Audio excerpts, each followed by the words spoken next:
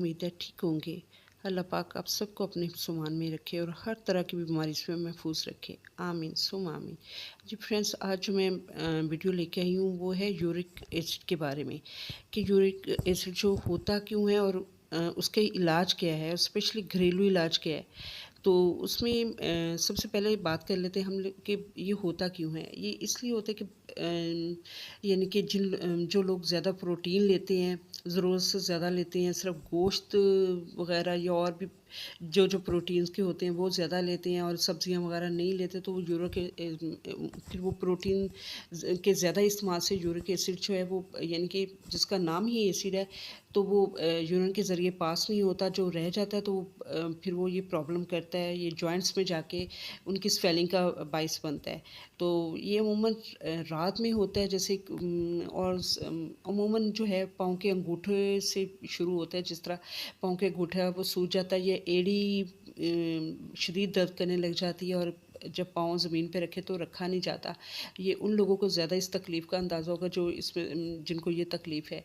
तो इसका आसान सा घरेलू इलाज ये है कि क्योंकि स्टार्ट में तो ऐसे ही होता है, ज़्यादा हो जाए तो फिर सारे जॉइंट्स में ही हो जाता है, इसलिए ज़्यादातर लोग इसको जॉइंट्स का दर्द भी कह देते हैं। हालाँकि ये यानी किसी एक जॉइंट का सूज जाने को इसको यूरिक एसिड का वो यानी सबब बनता है ना। तो इसका आसान सा घरेलू इलाज ये है और ये बहुत ट्राइड एंड ट्रस्टेड है, क्योंकि मेरी एक आंटी थी तो उनको था।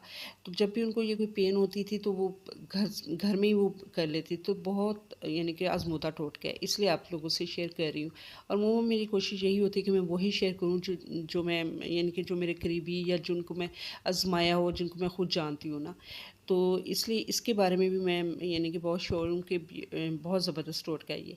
तो करना क्या है, आपने एक आलू लेना है, अच्छी तरह से धो लेना है और उसका छिलका उतार लेना है। दरमियाने साइज़ का आप एक आलू ले लें, उसको अच्छी तरह से धो के छिलका उतार लें और फिर 1.5 कप पानी में आप उबालें। और जब 1 कप पानी रह जाए तो उसको छान लें और ठंडा होने पर यानी नीम गर्म होने पर आप पी लें।